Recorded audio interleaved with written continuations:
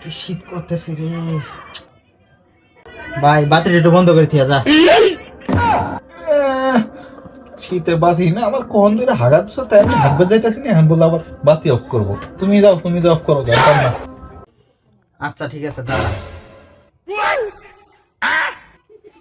Hello মামা। কি বাবা তুমি কই? রুমে।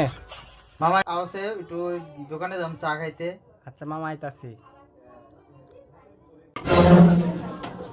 মামা চলেন যাই, আইছি। চা বলে খাওয়াইবেন?